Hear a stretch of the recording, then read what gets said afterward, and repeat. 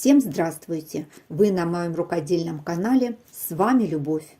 Сегодня в работе джинсовая сумка-рюкзак. Одна из моих подписчиц, Татьяна Денисенко, попросила помочь рассчитать нужный размер и по возможности показать пошив изделия. Сейчас многие пользуются сумками-рюкзаками, это очень удобно, и я тоже в числе этих пользователей. Поэтому решила сшить сумку и записать видео по пошиву. Сумка среднего размера, удобная, достаточно легкая за счет использования изолона в качестве уплотнителя. Он хорошо держит форму изделия и в то же время практически ничего не весит. При необходимости такое изделие можно смело стирать в стиральной машине. Для пошива взяла джинсы, я их распорола и проутюжила. Для отделки мне понадобятся пояса от джинсов разного цвета. Подкладка будет из мужской рубашки. Полоска хорошо смотрится на подкладке в сумках. Еще понадобится фурнитура. Молния у меня рулонная, номер 5. И плотная стропа цвета хаки, шириной 3 см. Собрала две заготовки из светлого джинса. Это для передней панели, а это для задней. Из темного джинса две заготовки для боковых деталей. Все заготовки проклеила флизелином. Рекомендую это обязательно делать при использовании такой ткани. Это помогает не только укрепить ткань, но и улучшить ее внешний вид. Заготовку для задней панели буду стягать. В качестве уплотнителя буду использовать изолон толщиной 5 мм.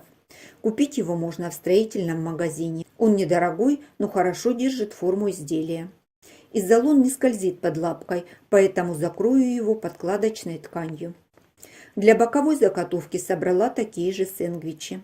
Для стежки решила взять трехцветные нитки. Думаю, будет смотреться хорошо.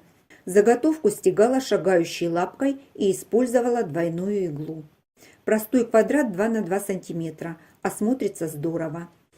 На заготовке разметила деталь для задней панели и по линиям проложила строчку зигзаг. Углы внизу заготовки слегка скруглила, так будет проще собирать изделие.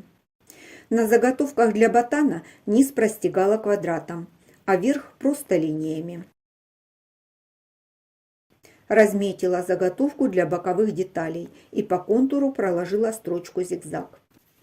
Вырезаю заготовки как можно ближе к строчке. Чтобы убрать толщину с припусков, проглажу их горячим утюгом. Изолон не держит высокую температуру и теряет объем. Хорошо видно разницу. Припуски стали тонкими, и сшивать их будет легко. Так подготовила все стеганые детали. По размеру заготовки задней панели вырезала переднюю панель. По шву соединения проложила двойную отделочную строчку красными нитками. Буду использовать ее в качестве макета, чтобы собрать полотно для кармана. Прикладываю первую полосу под нужным мне наклоном и дальше, чередуя цвета, продолжаю до самого низа. Обрезаю лишнюю длину. Полоски из поясов, и они неровные, скроены по косой и немного скруглены. Их сначала нужно подготовить к пошиву.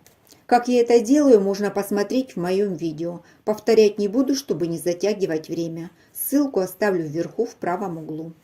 Собрала полотно. По швам проложила отделочные строчки. Добавила декоративные элементы. Кстати, использовала бирки с текстом и с инструкциями.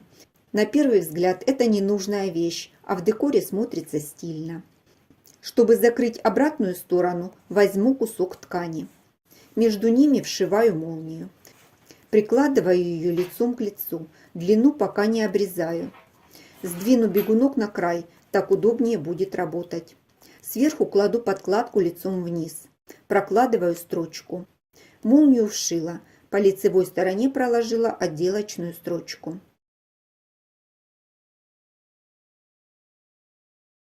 Чтобы ничего не сдвигалось, скалываю в нескольких местах. На переднюю деталь накладываю заготовку под углом, который мне нравится. Делаю наметки. От них опускаюсь вниз на 1 см и провожу линию. На заготовке кармана ставлю метки, чтобы видно было место для стачивания. Отгибаю. Край молнии совмещаю с линией. Скалываю булавками. Проложила строчку. Поставила закрепки. Отгибаю заготовку. Поворачиваю изнанкой кверху. И по контуру проложу строчку. Проложила строчку. Срезала все лишнее. Обрезала молнию. Передняя панель с карманом готова. Займусь боковыми деталями. Подготовила карманы, разутюжила и сделала отстрочку красными нитками. Пришила карман двойной строчкой. Соединила детали ботана со смещением. Отгибаю длинный припуск и прокладываю строчку. Так толщина шва будет меньше и более равномерная. Соединяю основные детали с боковой, совмещаю центры ботана и задней панели, фиксирую зажимами и так дальше по всему контуру.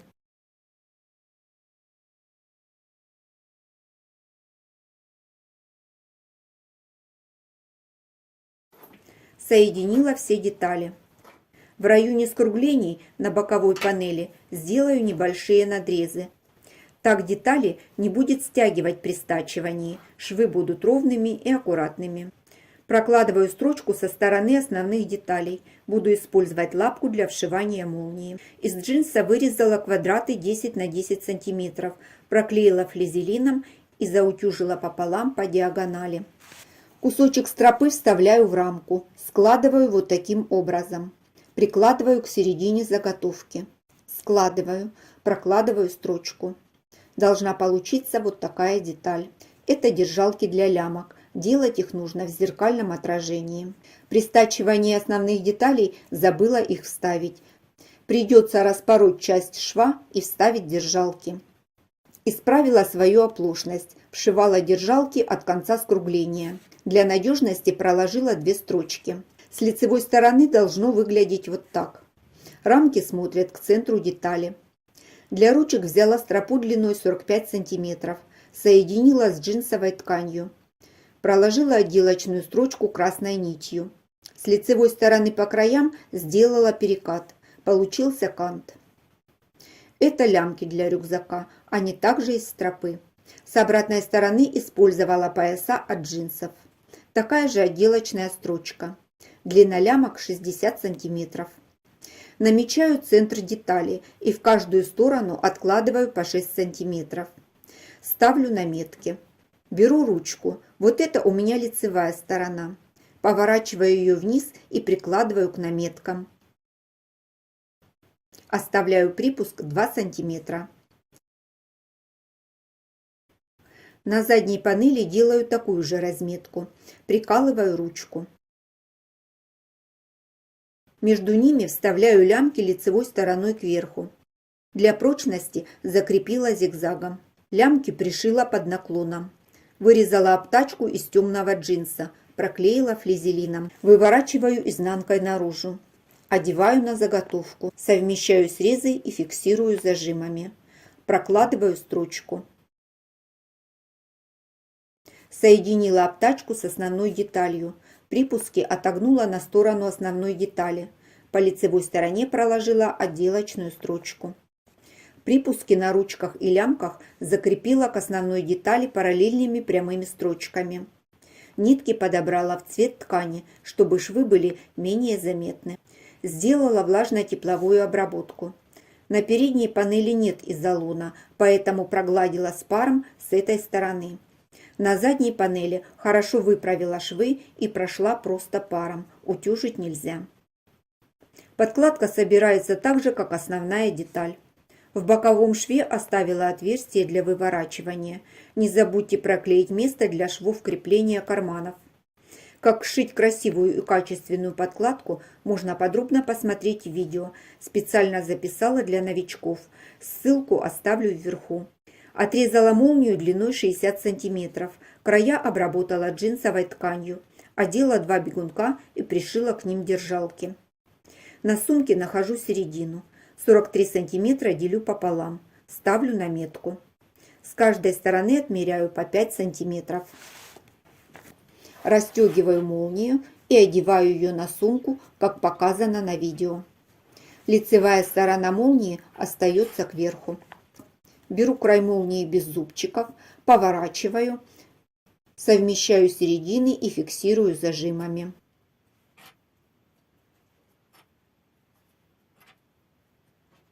Поворачиваю сумку, проверяю молнию, совмещаю середины и также скалываю. Строчку прокладываю от наметки до наметки. За наметкой молнию отвожу вниз, чтобы она не попала в шов. Молнию пришила. На данном этапе это выглядит вот так. Расстояние с каждой стороны оставила по 5 см. Можно сделать на ширину ботана, то есть 6,5 см. Выворачиваю края молнии и пробую застегнуть. Все пришито правильно. Рекомендую обязательно проверять. На этом этапе исправить проще. На подкладке сделала контрольные наметки. Складываю. Основную деталь выворачиваю изнанкой наружу. Заправляю внутрь ручки, молнию, лямки. Вставляю подкладку лицом к лицу. Расправляю подкладку внутри. Соединяю контрольные метки. Поправляю молнию, чтобы не попадала в шов. Прокладываю строчку по кругу. Строчку прокладывала со стороны основной детали, стараясь попадать в предыдущую строчку. Достаю подкладку и через оставленное отверстие выворачиваю изделие. Подкладку вставляю внутрь сумки. Выправляю шов и прокладываю отделочную строчку. Строчку проложила красной нитью, длина стежка 4 мм. Хочу соединить обтачки основной детали и подкладки. Можно проложить по лицевой стороне соединительный шов, но это будет смотреться не совсем аккуратно. Предлагаю пойти другим путем. Отверстие я еще не зашивала, через него получаю доступ к обтачкам. Вот вшитая молния, а это нижние срезы обеих обтачек. Вот их я и буду соединять. Сделаю это вручную, прямо вот так, через край, большими стежками. Сильно затягивать не надо, чтобы не деформировать изделие. Готово. С лицевой стороны ничего не заметно. Делать это не обязательно, можно пропустить. Техническое отверстие зашила на машине. Вставляю подкладку внутрь сумки. Размеры сумки в готовом виде. Высота 35 см, ширина 30 см, глубина 13 см. Сумка-рюкзак готова. Большой карман на молнии. Широкий доступ внутрь сумки. На подкладке 2 кармана. На задней панели вшиты лямки. Их можно сделать по размеру, как в моем случае, или увеличить длину и поставить регуляторы. Можно отказаться от лямок вовсе, и будет просто сумка. Закончен пошив еще одной сумки. На мой взгляд, она получилась стильная, оригинальная, вместительная и удобная. Можно сделать более спокойный вариант. Вшить молнию другого цвета, и тогда декор и отделку подобрать под него. Выбор за вами. Если остались вопросы, пишите в комментариях. Я их все вижу, читаю и стараюсь всегда отвечать. Если вопросов нет, все равно пишите. Делитесь своим мнением, опытом, идеями. А я на этом с вами прощаюсь. До встречи в новых видео.